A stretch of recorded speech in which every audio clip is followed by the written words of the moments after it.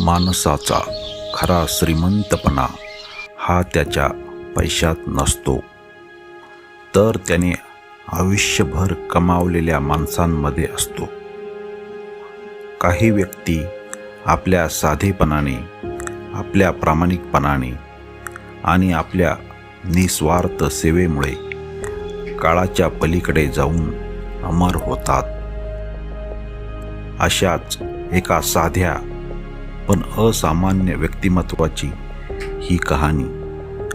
एका अशा शिक्षकाची ज्यांनी आयुष्यभर विद्यार्थ्यांच्या आयुष्यात ज्ञानाचा दिवा पेटवत स्वतः मात्र साधेपणात आयुष्य व्यतीत केले.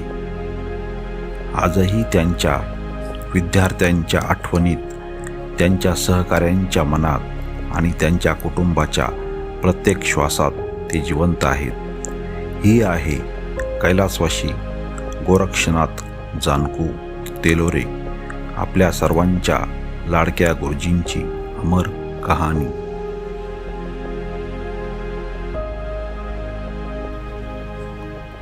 7 जुलै 1951 राहुरी तालुक्यातील ब्राह्मणी या छोट्याशा पण संस्कारांनी समृद्ध अशा गावात एका सामान्य शेतकरी कुटुंबात एका मुलाचा जन्म झाला. आई हौसाबाई, वडील जानकू काशीनाथ तेलोरे. कोणालाही कल्पना नव्हती की हा छोटासा मुलगा पुढे हजारो विद्यार्थ्यांच्या आयुष्याला दिशा देणारा गुरुजी म्हणून ओळखला जाईल. लहानपणापासूनच शांत स्वभाव, अभ्यासाची आवड आणि माणुसकीचे संस्कार याच गुणांनी त्यांच्या व्यक्तिमत्वाची पायाभरणी झाली. प्राथमिक शिक्षण ब्राह्मणी जिल्हा परिषद शाळेत, त्यानंतर आदर्श विद्यालय ब्राह्मणी येथे माध्यमिक शिक्षण आणि पुढे वैजापूर येथे D.Ed पूर्ण करून त्यांनी शिक्षक होण्याचा ध्यास पूर्ण केला. शिक्षक होणं म्हणजे केवळ नोकरी मिळवणं नव्हे, तर एका पिढीचं भविष्य घडवण्याची जबाबदारी स्वीकारणं होय. D.Edचे शिक्षण 1975 मध्ये पूर्ण झाल्यानंतर त्यांच्या आयुष्यातील एक नवीन अध्याय सुरू झाला. 1976 साली त्यांनी शिक्षक म्हणून सेवेत प्रवेश केला. हातात नेमणुकीचं पत्र होतं, डोळ्यात विद्यार्थ्यांसाठी स्वप्न होती आणि मनात एकच ध्यास होता, ज्ञानदान हीच खरी ईश्वर सेवा. त्या काळी ना आलिशान गाड्या होत्या, ना आधुनिक सुविधा,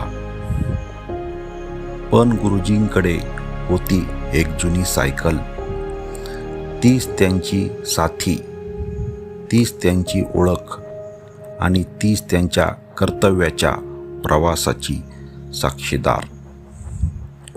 उन्हाळा असो, पावसाळा असो की कडाक्याची थंडी, वेळेवर शाळेत पोहोचणं हेच त्यांचं पहिले कर्तव्य होतं.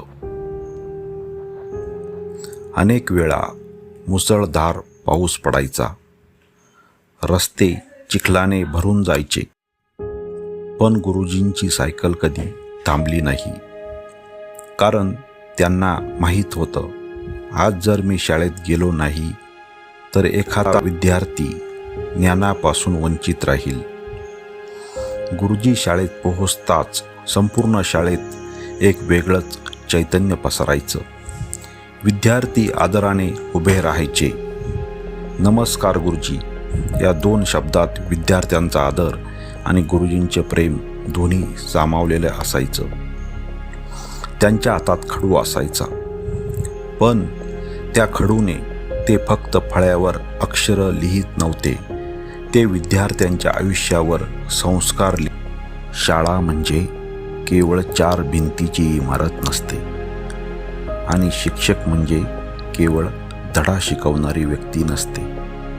शाळा म्हणजे संस्कारांचं मंदिर आणि शिक्षक म्हणजे त्या मंदिरातील दीपस्तंभ.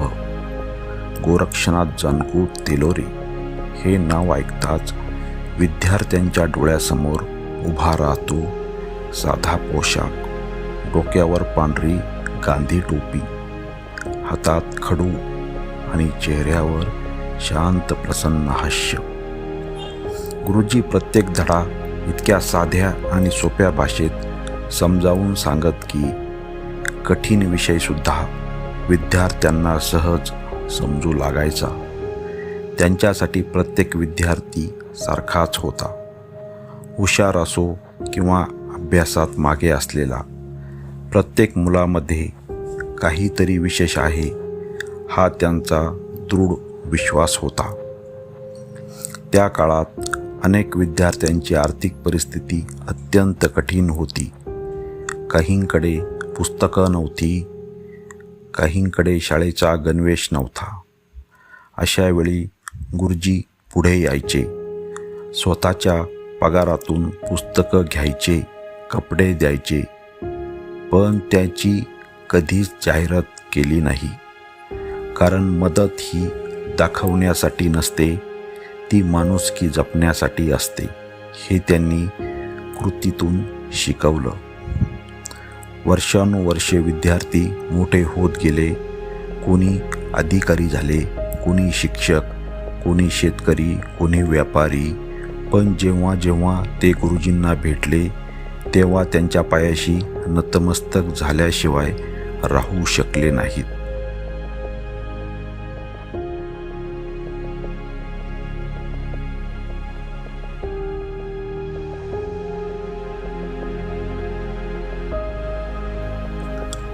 प्रत्येक महान व्यक्तीची ओळख तिच्या संपत्तीत नसते, तर तिच्या साधेपणात असते. गुरुजींचं आयुष्य हे याचं साधेपणाचं जिवंत उदाहरण होतं. आयुष्यभर त्यांनी कधीही ऐश आरामाचा मोह केला नाही. त्यांच्याकडे होती एक जुनी सायकल, काही पुस्तके, एक जुना रेडिओ आणि समाधानाने भरलेले मन. ही सायकल त्यांच्या आयुष्याची साथीदार होती. ह्याच सायकलवरून त्यांनी हजारो किलोमीटरचा प्रवास केला, हजारो विद्यार्थ्यांपर्यंत ज्ञान पोहोचवलं. उन्हाळा असो, पावसाळा असो की थंडी, सायकलची चाकं आणि गुरुजींचं कर्तव्य दोन्ही कधी थांबले नाहीत. करमणुकीसाठी त्यांच्याकडे नव्हता दूरदर्शन, नव्हता मोबाईल, नव्हतं कोणतंही आधुनिक साधन. एक जुना रेडिओ आणि रोजचं वर्तमानपत्र एवढंच त्यांच्या जगाशी जोडणारं माध्यम होतं. रेडिओवरील बातम्या, देशातील घडामोडी आणि वर्तमानपत्रातील लेख यातूनच ते स्वतःलाही सतत समृद्ध करत राहिले. सुट्टीच्या दिवशी गुरुजी गावात फेरफटका मारायला निघायचे. प्रत्येकाला हसून विचारपूस करायचे. त्यांचे मित्र मोजके होते, पण प्रत्येक मैत्री आयुष्यभर जपलेली होती. मोठेपणाचा कोणताही आव नव्हता, अहंकाराचा लवलेश नव्हता. होता तो फक्त साधेपणा आणि माणुसकी. आजच्या वेगवान जगात जिथे माणूस सुखाच्या शोधात धावत आहे, तिथे गुरुजींनी शिकवलं, समाधान हेच सर्वात मोठं सुख आहे. त्यांनी आयुष्यभर साधं जीवन जगले, पण विचारांनी आणि संस्कारांनी ते अतिशय श्रीमंत होते. साधं जीवन, उच्च विचार हीच होती गुरुजींची खरी ओळख. शाळेत ते विद्यार्थ्यांचे गुरुजी होते, पण घरात ते एक प्रेमळ पती, एक जबाबदार पिता आणि कुटुंबाचा आधारस्तंभ होते. साधेपणात संसार करताना त्यांनी कधीही आपल्या कुटुंबावर प्रेमाची उणीव भासू दिली नाही. सौ सुमनबाई त्यांच्या जीवन प्रवासातील खंबीर साथीदार. सुख असो की दुःख, प्रत्येक प्रसंगात त्यांनी गुरुजींना निशब्द साथ दिली. यांचं नातं शब्दांपेक्षा विश्वासावर उभं होतं. अशोक, विजय आणि संजय या तिन्ही मुलांवर गुरुजींनी प्रामाणिकपणा, शिस्त आणि माणुसकीचे संस्कार केले. त्यांनी मुलांना केवळ शिक्षणच दिलं नाही, तर आयुष्य जगण्याचं तत्त्वज्ञान दिलं. घरात कधीही मोठेपणाचा दिखावा नव्हता श्रीमंतीचा गर्व. होतं ते फक्त एकमेकांवरील प्रेम, आदर आणि समाधान. आजही कुटुंबातील प्रत्येक सदस्याच्या आठवणीत गुरुजींचं हसणं, त्यांचा साधेपणा आणि त्यांचे प्रेमळ शब्द जसेच्या तसे जिवंत आहे. एक शिक्षक हजारो विद्यार्थ्यांचा गुरु असतो, पण एक चांगला माणूस सर्वप्रथम आपल्या कुटुंबासाठी आदर्श असतो. आणि गुरुजी या दोन्ही भूमिकांमध्ये सदैव यशस्वी ठरले.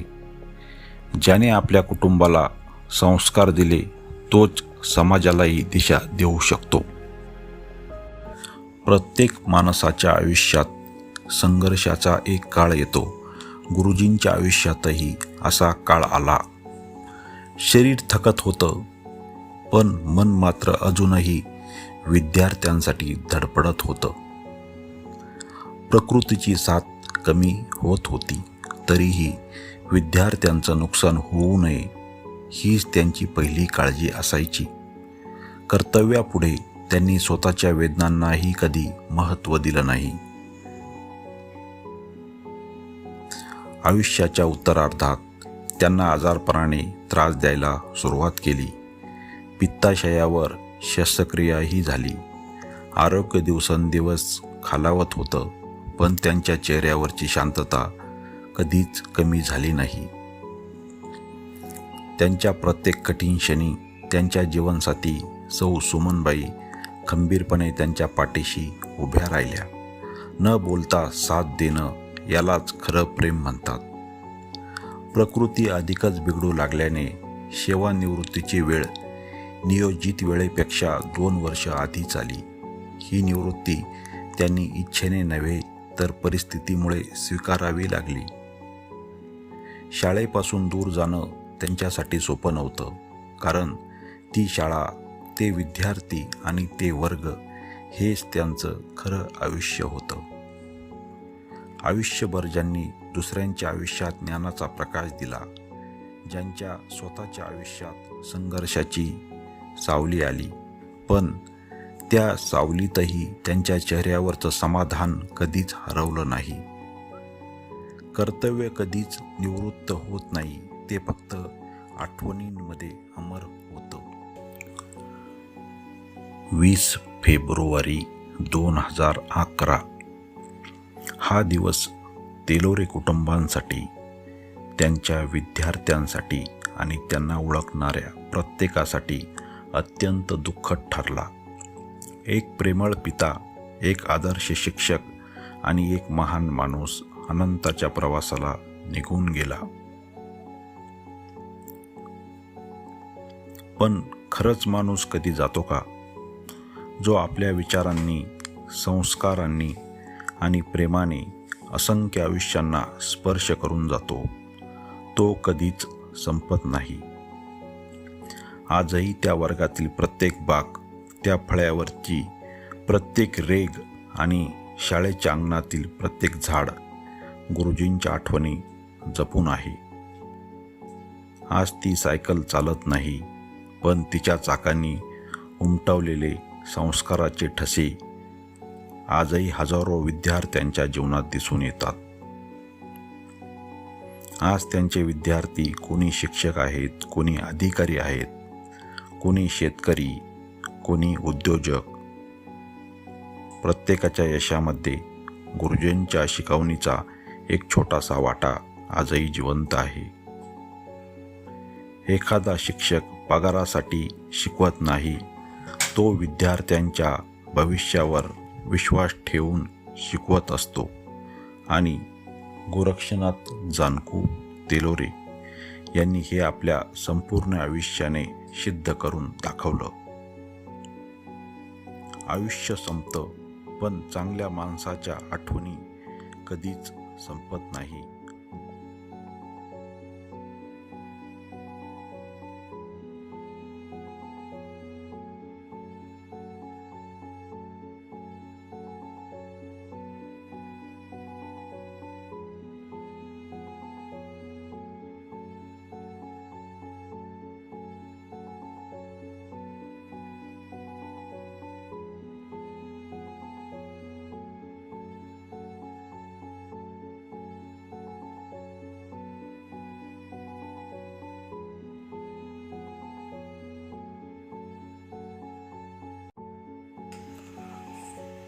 प्रत्येक प्रवासाला एक दिवस पूर्णविराम मिळतो, पण काही व्यक्तींच्या जीवनाला पूर्णविराम नसतो, कारण त्या आपल्या कार्यातून, आपल्या संस्कारातून आणि आपल्या आठवणीतूनच सदैव जिवंत राहतात. 7 जुलै 1951 रोजी सुरू झालेला हा जीवन प्रवास 20 फेब्रुवारी 2011 रोजी या पृथ्वीवर संपला. पण गुरुजींच्या रूपाने पेटवलेला ज्ञानाचा दिवा आजही असंख्य विद्यार्थ्यांच्या आयुष्यात तेवतो आहे. आज गुरुजी एक शांत हास्य चेहऱ्यावर घेऊन आपल्या अंतिम प्रवासाला निघाले आहेत. ना कोणती खंत, ना कोणती तक्रार, फक्त आयुष्यभराचं समाधान. जणू ते आपल्या सर्वांना सांगत आहेत, रडू नका. मी कुठेही गेलो तरी माझे संस्कार, माझे विचार आणि माझं प्रेम नेहमी तुमच्यासोबत असेल. एक शिक्षक कधीच मरत नाही. तो प्रत्येक विद्यार्थ्याच्या यशात, प्रत्येक चांगल्या विचारात आणि प्रत्येक चांगल्या कृतीत पुन्हा पुन्हा जन्म घेत असतो. गुरुजी, तुम्ही आम्हाला सोडून गेला नाहीत. तुम्ही आमच्या हृदयात, आमच्या संस्कारात आणि आमच्या प्रत्येक यशात कायमचे राहिलात. आपण सर्वांच्या वतीने या महान शिक्षकाला भावपूर्ण अभिवादन आणि विनम्र श्रद्धांजली.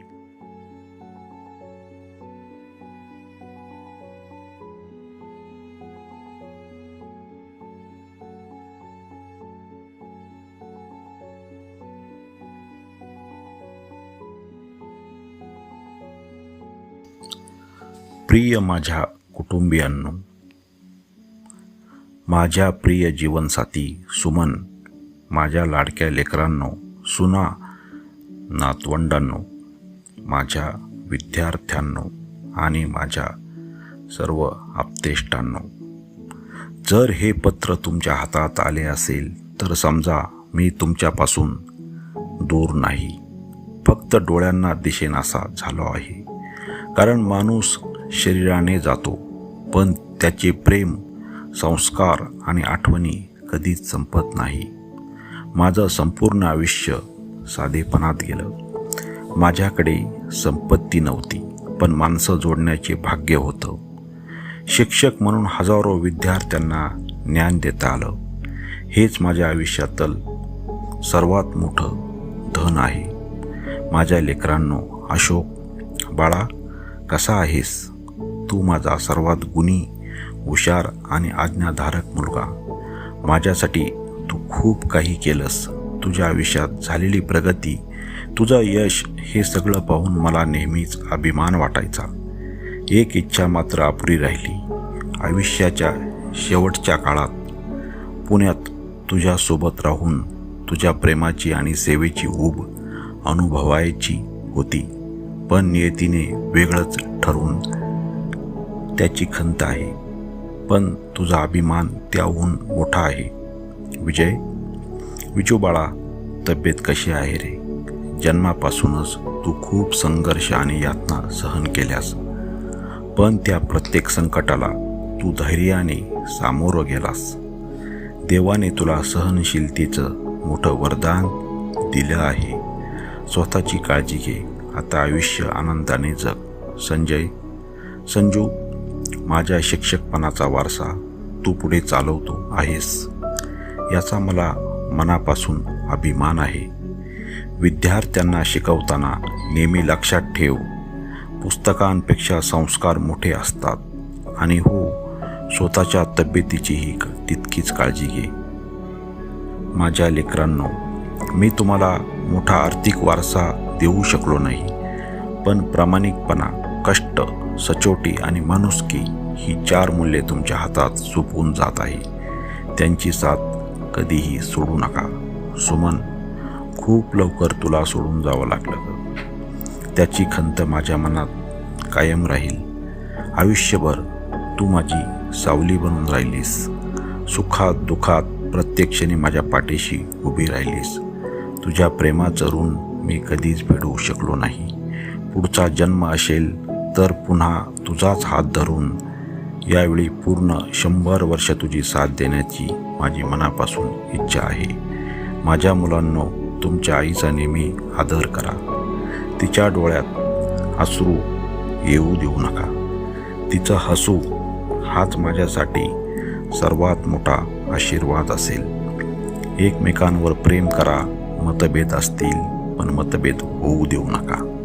घरातील एकता हीच माझी खरी संपत्ती आहे. माझ्या सुना वंदना, सविता आणि मनीषा, तुम्ही या घरात सुना म्हणून नाही तर मुली म्हणून आलात. हे घर प्रेमाने, आपुलकीने आणि संस्कारांनी भरलेलं आहे. एकमेकींची साथ कधी सोडू नका. माझ्या गोड नातवंडांनो, माऊली, जय, पियुष, समृद्धी आणि समर्थ, तुमच्यासोबत खेळण्याचं, तुमचे लाड करण्याचं, तुम्हाला जवळ घेऊन गोष्टी सांगण्याचं भाग्य मला फारसं मिळालं नाही. याची खंत मनात कायम राहील. माऊली, तू डॉक्टर होण्याचं स्वप्न पूर्ण करतो आहेस हे पाहून मला किती आनंद झाला असता. कधी कधी वाटतं तू थोडं लवकर आधी डॉक्टर झाला असतास तर माझी तपासणी तुझ्याच हातून झाली असती. पण असो, पुढचा जन्म असेल तर माझा डॉक्टर तूच असशील. आणि माझ्या सर्व नातवंडांनो, शिक्षणाला तुमचा सर्वात जवळचा मित्र बनवा. मोठे व्हा, पण माणुसकी कधीही सोडू नका, विसरू नका. कोणाच्या डोळ्यात अश्रू आणू नका. शक्य असेल तिथे आनंद वाटा. माझ्या विद्यार्थ्यांनो, तुमच्यातच मी माझं आयुष्य पाहिलं आहे. तुम्ही यशस्वी झालात, चांगले माणूस झालात तर तोच माझा खरा सन्मान आहे. माझ्या गावकऱ्यांनो, तुम्ही मला आयुष्यभर प्रेम दिलत, सन्मान दिलात. नकळत माझ्याकडून कुणाचं मन दुखवलं असेल तर मला मनापासून माफ करा. माझी एकच इच्छा आहे, माझ्या आठवणी जपायच्या असतील तर एखाद्या गरजू विद्यार्थ्याला पुस्तक द्या, एखाद्या भुकेल्याला अन्न द्या, एखादं झाड लावा आणि प्रत्येकाशी प्रेमाने वागा. तीच माझ्यासाठी सर्वात मोठी श्रद्धांजली असेल. जेव्हा कधी माझी आठवण येईल तेव्हा डोळ्यात अश्रू नकोत, चेहऱ्यावर हसू असू द्या. कारण मी तुमच्या आठवणीमध्ये, तुमच्या प्रत्येक चांगल्या कृतीत आणि तुमच्या प्रत्येक यशात सदैव जिवंत असेल. देवाने मला जे आयुष्य दिलं ते मी प्रामाणिकपणे जगण्याचा प्रयत्न केला. काही चुका झाल्या असतील तर मला मनापासून क्षमा करा. आता माझ्या निरोपाची वेळ झाली आहे. खूप उशीर झाला. सर्वांनी आनंदात राहा, निरोगी राहा, एकमेकांवर प्रेम करा. मी दाखवलेल्या मार्गावर चालत राहा आणि माझी शिकवण कधीही विसरू नका. आणि हो, माझ्यासाठी दुःखी होऊ नका.